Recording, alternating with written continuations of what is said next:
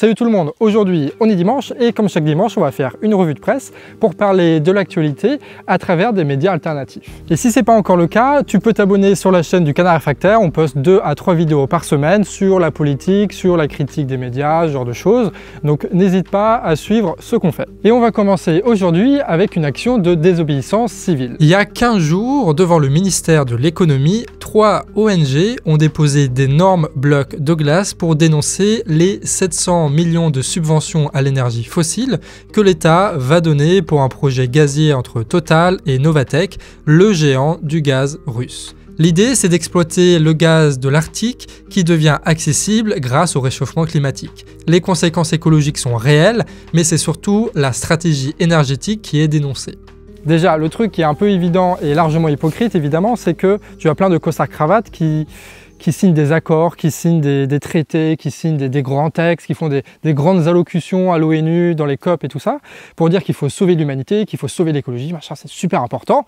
Et de l'autre côté, tu remarques qu'en fait, ils sont toujours dans une logique où il faut extraire toujours plus de matières premières et aller toujours plus loin pour réussir à en trouver toujours plus. Ce qui est vrai là pour le gaz dans l'Antarctique, c'est vrai aussi pour le sable bitumineux, pour le pétrole qui se trouve dans les hautes mers, ou alors par exemple pour la fracturation hydraulique qui est beaucoup utilisée aux États-Unis pour faire du gaz et du pétrole de schiste. Mais évidemment, toutes ces sources d'énergie ne se valent pas. Et s'il faut organiser une transition énergétique, c'est-à-dire à la fois trouver une production énergétique qui soit durable et en même temps diminuer et diviser par beaucoup la consommation électrique, si on veut faire cette transition-là, on peut utiliser le gaz. C'est pas débile de faire ça, ou on peut utiliser le nucléaire, enfin bref, tu as plein de stratégies envisageables. Le gros problème, c'est que ce n'est pas intégré dans une planification qui permettrait de faire une vraie transition. Et en réalité, c'est pas le politique qui gouverne là, c'est le capitalisme et c'est les rapports de force entre l'Empire de l'Est et l'Empire de l'Ouest. Et c'est pas avec ça qu'on va faire quoi que ce soit de bénéfique. Et c'est là où tu vois les très grandes limites du libéralisme, c'est que lorsque tu dois aller contre les logiques économiques, en fait tu peux pas parce que c'est le marché qui gouverne. Donc on se retrouve dans une situation où il faudrait faire des trucs, mais c'est pas possible parce que tu as le dogme libéral. Et ça c'est vraiment le genre d'argument ou de réflexion qui est très simple, très facile à faire et qui est pourtant, je pense, assez efficace et qu'il faut peut-être essayer de faire perdurer et de répéter un peu autour de soi, surtout avec des personnes qui ne sont pas forcément très politisées ou qui sont par exemple d'accord avec plus ou moins Macron, quoi. Maintenant, on va parler de Bastamag, qui est un média un peu particulier parce que eux, ils ont une vraie force d'enquête, tu vois, ils ont des vrais journalistes qui travaillent, incroyable. Et surtout, ils s'intéressent sur des sujets que les autres médias ne s'intéressent pas, ce qui fait que souvent, leurs articles sont très originaux et utiles. Et là, on va parler de 2 articles, 2 enquêtes qu'ils ont fait très récemment. La première enquête concerne l'Inspection Générale des Finances, l'institution dont est issu Macron, qui représente les plus hauts fonctionnaires de l'État. Bastamag s'est intéressé aux liens qu'ils ont avec le privé et faute d'avoir des déclarations d'intérêt pour les membres de l'inspection, ils ont dû éplucher un par un l'historique des 370 inspecteurs issus des 44 années de promotion entre 1975 et 2009. Ce travail monumental a ensuite été formaté et diffusé sur leur site qui est librement accessible. C'est juste un taf de fou. Au total, 59% des inspecteurs en France sont allés dans le privé, un tiers sont passés par la banque, et sur les 370 inspecteurs, 130 sont passés dans un cabinet ou alors ils ont exercé un mandat politique. Toutes les données sont accessibles, mais ils ont quand même mis en avant quelques profils assez particuliers qui permettent de comprendre le degré de corruption. Par exemple, François Pérolle, associé de Rothschild, encore eux, en 2005, a été nommé secrétaire général adjoint de l'Élysée en 2007, ça me rappelle quelque chose, sous Sarkozy. En 2009, il devient l'un des principaux patrons de banques en France. Ou encore Jean-Pierre Jouyet, qui a entre autres bossé au ministère, mais aussi en tant que gendarme de la bourse à l'OCDE avant de devenir lobbyiste pour la banque. Ou peut-être qu'il était lobbyiste pour la banque dès le début et que tout le reste était... Enfin bref, tu m'as compris. Tout ça, ça a un nom, ça s'appelle du pantouflage. Personne ne contrôle. Avant Bastamag, on n'avait aucune visibilité de ce phénomène et c'est très concrètement de cette façon que le lobby financier, bancaire, mais globalement l'oligarchie, arrive à corrompre jusqu'au cœur de l'État. Sauf que le problème, c'est que ces hauts fonctionnaires, ils ont aussi des compétences qui sont utiles notamment pour mettre en marche les réformes. Ce qui fait penser que si un jour tu as un gouvernement un peu plus vertueux qui arrive au pouvoir et qui veut faire une vraie rupture sur le lobby financier, avec par exemple remettre en cause la création monétaire ou le rôle des banques privées, ce genre de choses, ce gouvernement ne va pas pouvoir compter sur sa haute administration pour mettre en place techniquement ces réformes-là. Tu auras des résistances et tu auras surtout du sabotage. D'où l'idée aussi de décentraliser peut-être l'État et surtout d'appuyer la volonté du gouvernement avec un vrai mouvement social qui va à fond, tu vois. S'il y a des réformes sur les banques à faire, eh ben on peut imaginer que conjointement tu as de la pression de l'État, mais aussi la pression des gens qui vont par exemple retirer l'argent des banques, qui vont faire des manifestations, qui vont faire des blocages pour forcer de tous les côtés les lobbies à plier et la haute administration à appliquer les réformes demandées. Ce qui fait que peut-être un jour on va manifester pour l'application d'une loi en soutien au gouvernement. T'imagines, on n'a jamais fait ça dans notre vie et pourtant ça va peut-être arriver à un moment ou à un autre. Et ce serait plutôt bon signe. La seconde enquête, ça concerne des actions d'agriculteurs bio qui vont perdre jusqu'à 70% de leurs subventions avec la nouvelle PAC européenne qui entrera en vigueur en 2023 et ça pour 4 ans. Et on n'oublie pas aussi que Macron leur avait déjà sucré l'aide au maintien de l'agriculture biologique dès 2018. Les nouvelles dispositions qui vont être mises en place avec cette PAC ne vont pas permettre de valoriser plus le bio que le chimique. On a donc une agriculture en France qui est à la fois largement subventionnée, mais en plus qui incite à faire du chimique, à faire de l'industriel. Alors évidemment, la PAC, ça joue un petit peu du côté européen, donc c'est pas que la Macronie qui est responsable de ça, même si on peut voir que là maintenant on a 4 ans de visibilité, que toutes les actions au niveau de l'agriculture qui a été menée par le gouvernement a été fait pour valoriser les revendications de la FNSEA.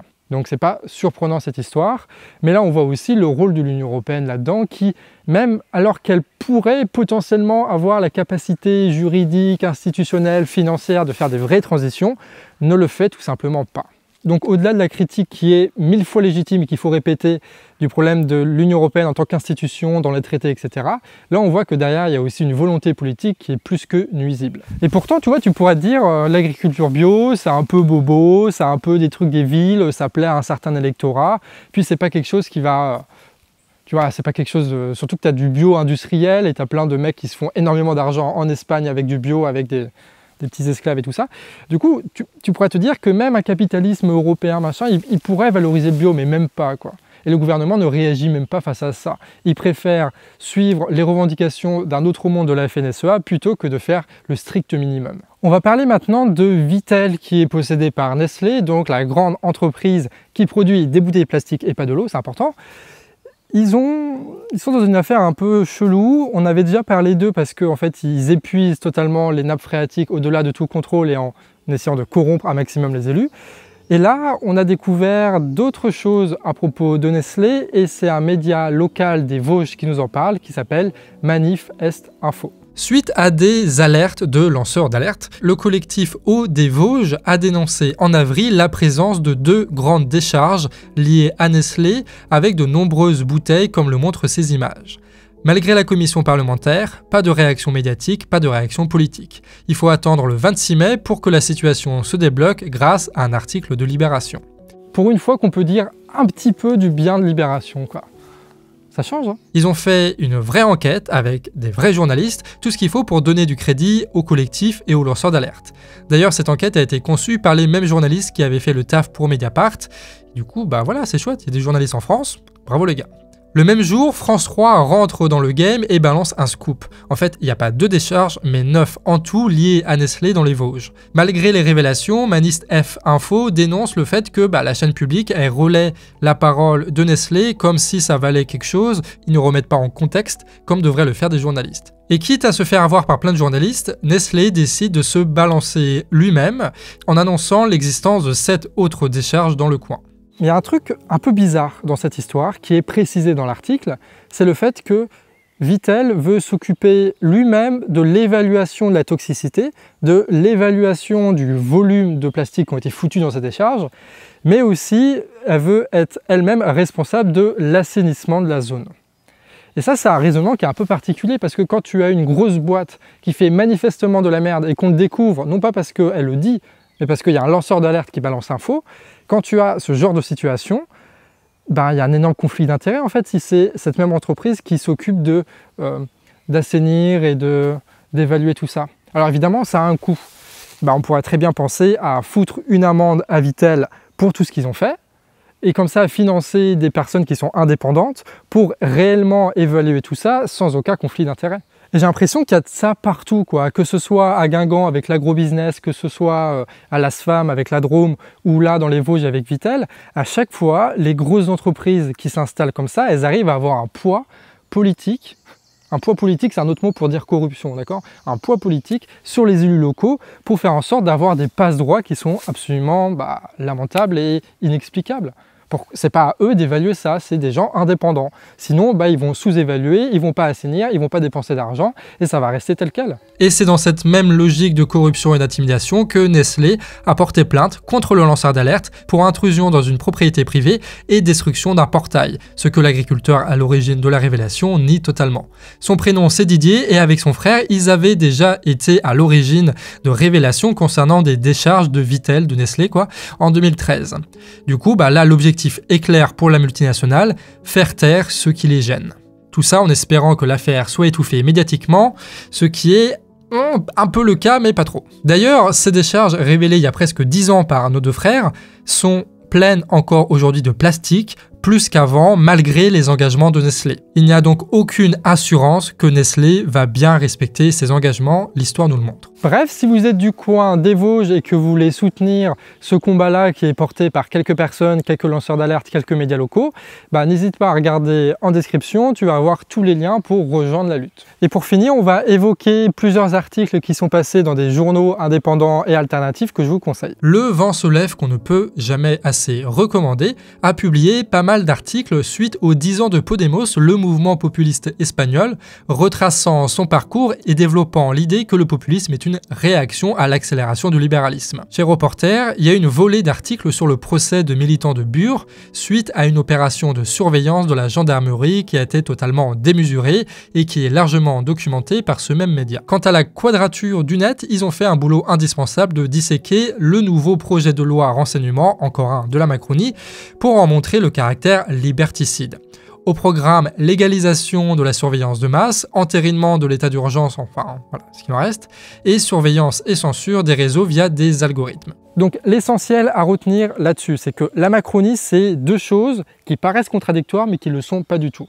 Il est à la fois libéral économiquement et autoritaire politiquement. Libéral économiquement parce que ça permet aux grosses entreprises de se faire énormément d'argent, d'accumuler énormément de capital, de posséder des moyens de production, de faire la pression sur les salariés, etc. etc. Et autoritaire politiquement pour réguler le mouvement social, pour réprimer la contestation, pour mieux contrôler les individus, les algorithmes sur Facebook, etc. Du coup, museler la liberté d'expression aussi.